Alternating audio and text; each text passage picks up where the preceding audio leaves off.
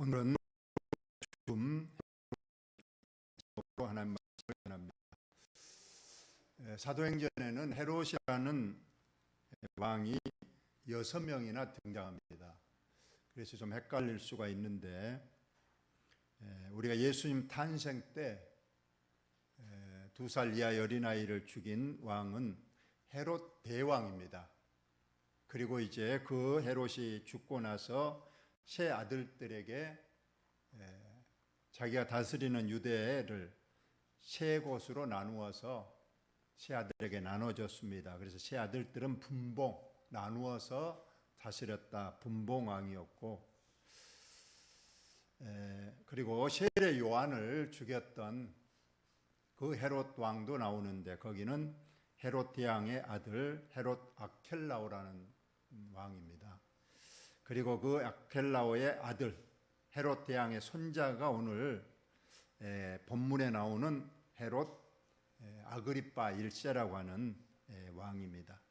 오늘 이 헤롯 대왕의 손자이자 또 정식적으로는 헤롯 아그리파 1세라는 이 헤롯이 죽는 그 과정이 오늘 나와 있습니다.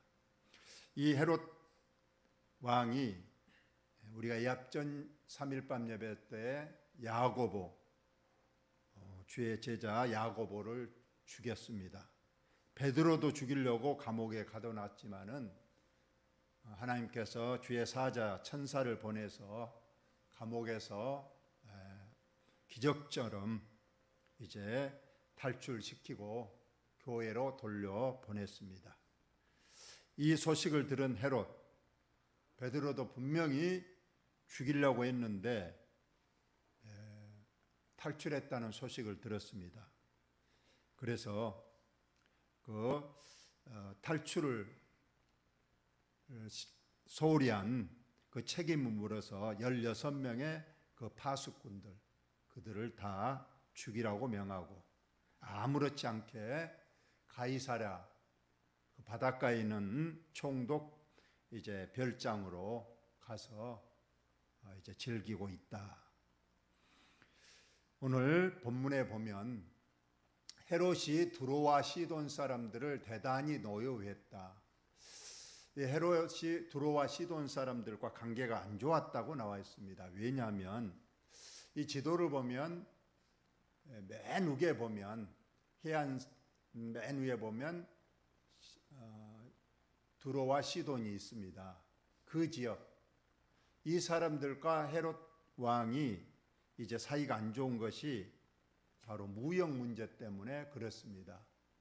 두로와 시돈은 농사를 지을 수 없는 산악지대이기 때문에 반드시 유대 나라의 양식을 가져다가 자기들의 양식을 삼고, 또 이 두로와 시돈 사람은 유대에 없는 백양목이라든가 고급 목재들을 또 이렇게 수출하는 그런 나라였는데, 이 헤롯 왕이 자꾸 양식을 비싼 값으로 이렇게 하니까 두로와 시돈 사람들이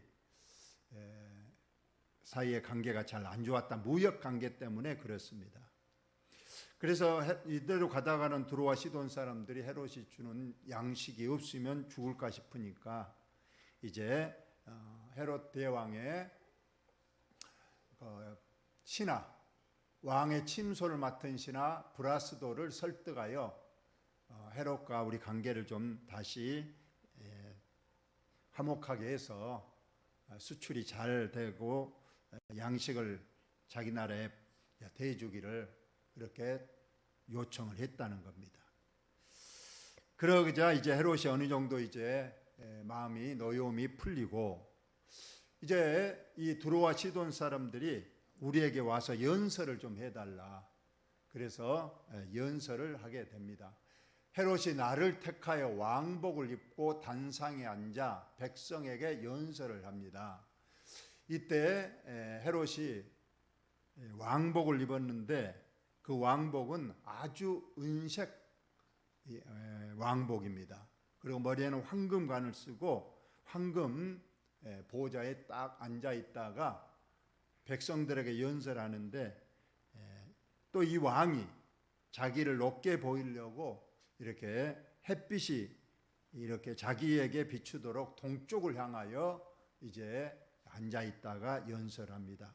그러니까 햇빛에 지금 은색 왕복이 빛을 발하고 황금관을 쓰고 황금 보좌에 있으니까 아주 휘황찬란하게 보이는 겁니다. 그리고 거기에서 일장 연설을 했더니 백성들이 크게 부르되 이것은 신의 소리요 사람의 소리가 아니라 하거늘. 백성들이 그냥 그 모습을 보고 사람이 아니고 신입니다, 신이라고 이렇게 큰 소리를 외쳤다는 겁니다. 그러나 이것은 진심이 아니란 걸 여러분이 알 거예요. 지금 두로와 시돈 사람들이 어떻게든 헤롯의 비위를 잘 맞춰서 자기의 양식을 가져가야 되기 때문에 그냥 아첨하고 그냥 아부하고 이렇게 해서 지금 하는 소린 겁니다. 신격화를 했다는 소리입니다. 한마디로 말하면. 그랬자 이 헤롯 왕이 기분이 얼마나 좋았겠어요. 자기를 신이라고 하니까. 그래서 헤롯이 영광을 하나님께로 돌리지 아니하므로, 여기서 하나님이 이런 영광을 받으셔야지, 자기는 사람인데 사람 백성들이 신이라 해주니까 그냥 거기에 맞춰서 자기가 신인 양 그냥 거들먹거리다가 하나님께서 급기야 헤롯 왕을 쳤습니다.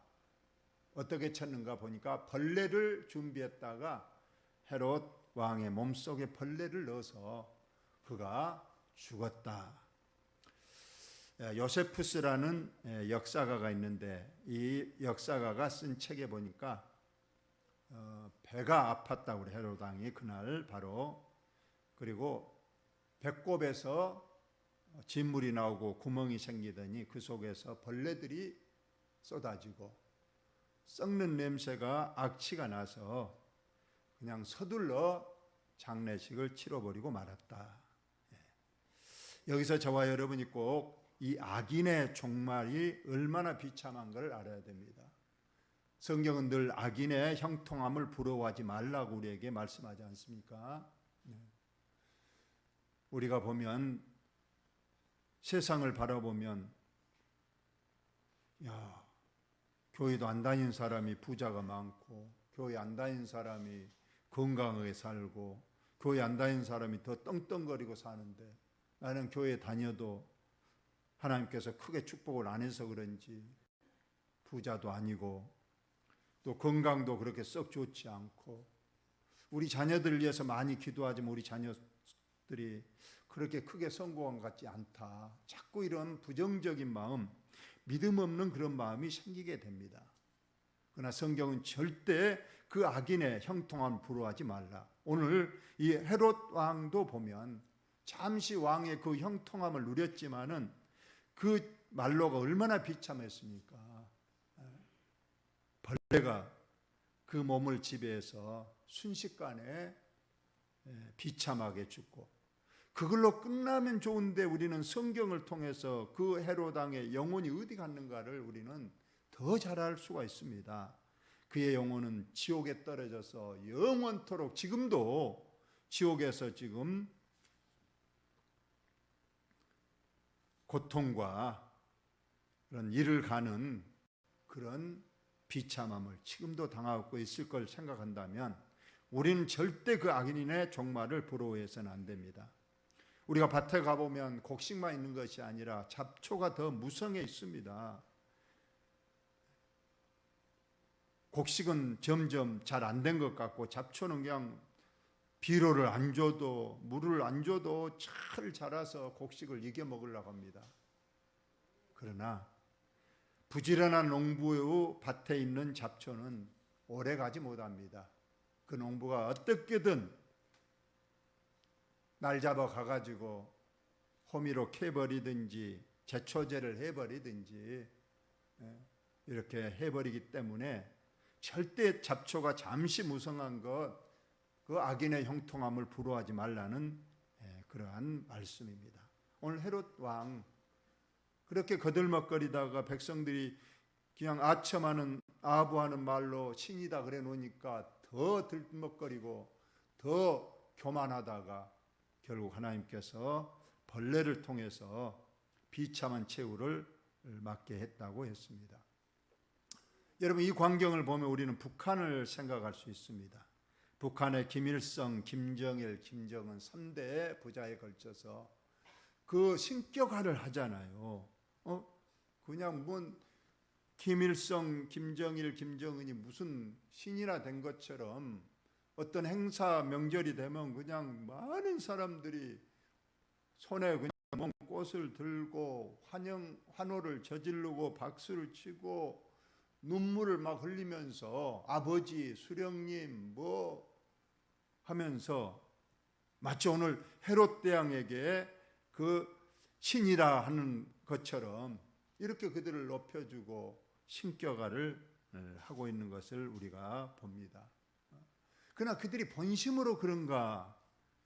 물론 이게 세뇌가 되면 그렇게 할 수도 있지만 자기 살기 위해서 그렇게 하지 않으면 자기의 불이익이 오고 그러니까 또 동원돼서 다 훈련된 대로 이렇게 하는 것임을 우리는 알고 있습니다. 설마 여러분들이 그들이 본심으로 그런다, 저거 참 보기 좋다 그럴 사람 아무도 없을 거예요. 심지어 김정은은 자기 고모부 장성택이 자기 연설이 끝났는데 박수를 건성으로 쳤다고, 막 쉽게 막 쳐야 되는데 박수를 건성으로 쳤다고, 충성심이 부족하다나 어쨌든 해가지고 당장 끌어내서 그냥 죽여버리지 않습니까? 얼마나 무서운 나라입니까? 우리는 남이 혹시라도 우리에게 과장된 칭찬을 하거들랑 여러분 듣기는 좋지요. 얼마나 칭찬을 그냥 높이 해주면 대단하십니다. 와, 훌륭하십니다. 존경스럽습니다. 가분한 칭찬을 하면 기분이 잠시는 좋아지겠지만 절대 여러분 그런 말 듣고 고지고대로 듣지 마시고 여러분 그대로 들으면 안 됩니다.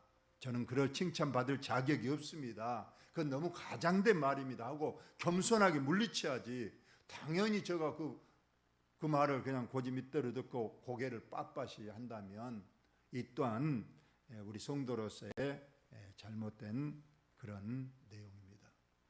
사도행전 14장에 보면 나중에 보면 이 바나바하고 이제 바울이 루스드라에 가서 전도하다가 나면서부터 안진뱅인 사람을 안수해서 일어서게 걷게 했습니다. 그러자 그 루스드라 사람들이 우리 가운데 신이 강림하셨다. 신이 아니면 어떻게 저 나면서부터 걷지도 못한 안진뱅이를 벌떡 일으켜 세워서 달려가게 하는가? 이것은 신이 아니면 할 수 없다면서 이 바울과 바나바는 제우스다. 또 바울은 헤르메스다. 이렇게 신의 명칭을 붙여서 제사장이 와가지고 소를 가지고 오고 꽃한을 가지고 와서 신께 제사를 드리는 의식을 하려고 이 바울과 바나바 앞에 왔어요. 여러분 그러면 신이라고 하면 오늘 헤롯 같으면 그렇지 내가 신이지 하면서 그냥 더 그냥 뻣뻣하겠습니까? 오늘 바나바와 이 바울은 그러지 않았다는 거예요. 당장 옷을 찢어버리면서 자기들 옷을 찢으면서 어찌 우리가 신이냐? 우리는 당신들과 동일한 사람이다. 제발 그런 행동하지 말라고 그냥 만류하면서 우리는 당신들과 똑같은 사람이다. 단지 이 일을 행하신 분은 하나님이시다. 우리는 하나님의 능력으로 잠시 이 사람을 일으켰을 뿐이지 절대 우리는 신이 아니다고 극구 만류하지 않습니까? 그렇게 해야 되는데 헤롯 대왕은 그렇게 하지 않고 그 영광을 하나님께 돌려야 되는데 자기가 신인 양 자기가 영광을 가로채려다가 하나님께 치었다는 거예요. 그리고 우리가 이 앞전에 우리가 베드로와 고넬료 사건에서도 마찬가지예요. 고넬료에게 베드로가 왔을 때 고넬료가 어떻게 했습니까? 너무 그냥 고넬료는 참 그 계급적으로 보면 얼마나 상당히 권위가 있습니까? 백부장인데, 식민지의 치안을 담당한 백부장인데, 베드로 왔을 때 그냥 넙죽 엎드려서 이렇게 절을 하니까 베드로도 말도 하잖아요. 그러지 마시라고. 나도 당신과 동일한 사람이고 하나님의 명령에 따라 왔습니다. 이렇게 말하면서 자기를 높이는 것을 극구 받지 않고 겸손하게 내려놓는 것을 우리가 봅니다. 오늘 이 헤롯이 결국은 자기가 신이라고 자처하다가 자의반 타의반으로 신이라 자처하다가 결국은 하나님께 비참한 최후를 맞아서 죽음을 맞이했습니다. 헤롯이 죽자 또 어떤 일이 일어나는가 봅시다. 하나님의 말씀은 흥황하여 더하더라. 악한 원수가 마귀의 표본인 헤롯 왕이 죽으니까 더 이제 그리스도인들이 하나님의 말씀을 전파하고, 그러니까 그 말씀이 더 전도가 되어서 더 그리스도인이 많아지고 교회가 붕대는 역사가 일어났다. 이렇게 오늘 우리에게 말해주고 있고, 오늘 마지막 절에 보면 바나바와 사울이 부조하는 일을 마치고 마가라는 요한을 데리고 예루살렘에서 돌아오니라. 지금 여가 있는 곳이 안디옥 교회거든요. 그런데 지금 바나바와 이제 바울이 개종하기 전 사울이 부조하는 일을 마치고 예루살렘에서 돌아왔다. 즉 예루살렘에 큰 흉년이 들어서 교회가 어려움을 겪고 있다는 소식을 듣고 안디옥 교회에서 이제 구제 헌금을 모아서 이것을 바나바와 사울이 예루살렘으로 직접 가져다가 전달하고 돌아왔다는 거예요. 이것도 우리가 보면 참 이방인이, 지금 안디옥 이쪽은 이방인이거든요. 이방 지역인데 이곳에서 그 머나먼 예루살렘까지 그 구제 헌금을 가지고 전달했다. 참 이것이 하나님이 하신 일이 아니면 이거 할 수 없는 일이거든요. 그래서 복음이 점점 유대를 넘어서서 이방 땅에까지 전달되는 역사가 일어납니다. 오늘 결론적으로 말하면 이제 사도행전 12장까지 이제 베드로 중심한 유대 안에서 복음이 그리스도인이 전파되고 안디옥까지 전달됐습니다. 이제 13장 다음 주부터는 이제 베드로는 전혀 등장하지 않습니다. 오늘 예루살렘에 돌아온 바나바와 바울이 이제 13장부터는 이 지중해 중심에서 본격적으로 복음을 전파하는 그런 과정이 이제 전개가 됩니다. 아무쪼록 교회의 복음은 하나님께서 어떤 어려움이 있더라도 그것을 넘어서서 복음이 전파되고, 또 하나님께 택함을 받은 사람은 반드시 복음을 들으면 교회로 돌아와서 우리와 같이 복음의 구원의 대열에 참여한 줄로 믿습니다. 우리도 이 사명을 우리 교회와 저와 여러분이 말씀이 흥황하여 더 복음 전도가 힘있게 돼서 우리 교회 올해는 꼭 많은 사람을 구원하고 우리 교회를 채울 수 있는 그런 놀라운 역사